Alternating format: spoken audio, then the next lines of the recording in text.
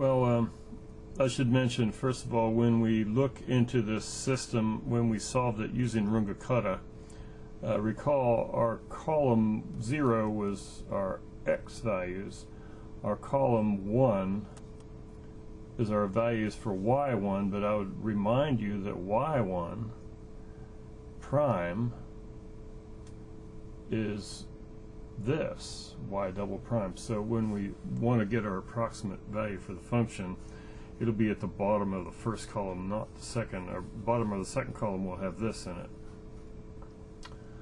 So if you look at the bottom of our second column, we get an answer of 7.622.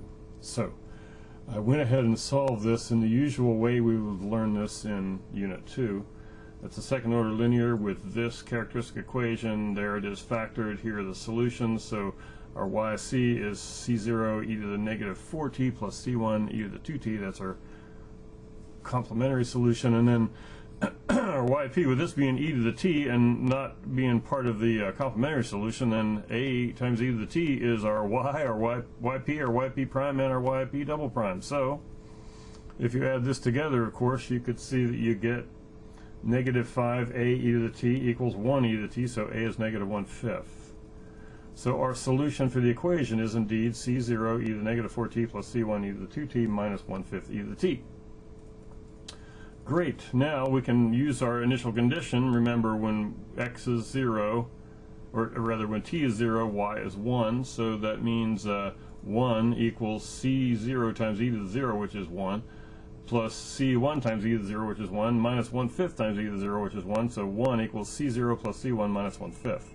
Similarly, we can use get another system of equations using y prime of 0 equals negative 4. So negative 4 equals the derivative. Of course, when you put in the 0, you're going to get e to the 0 equals 1 again. So negative 4C0 plus 2C1 minus 1/5. And if I set that up, solve them properly, C1 plus C0 is 6/5, and for this one it took some manipulating, but I think you can see 4C0 minus 2C1 equals 19/5. That's negative 20/5, actually 20/5 added to the 1/5 that was there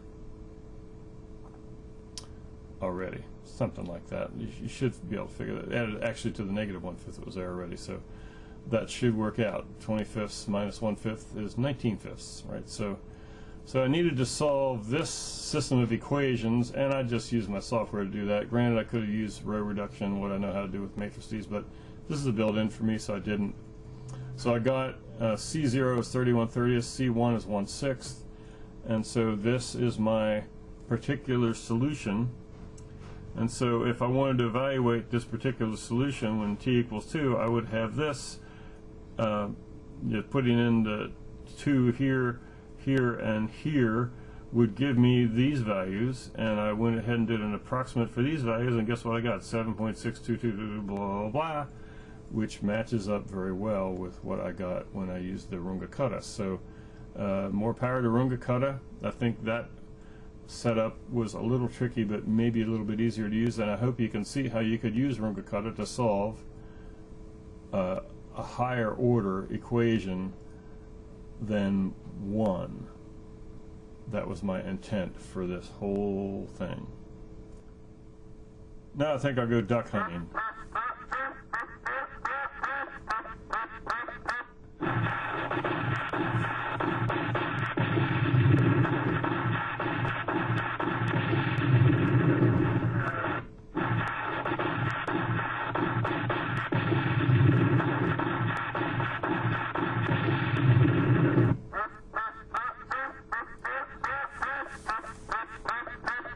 I guess I missed.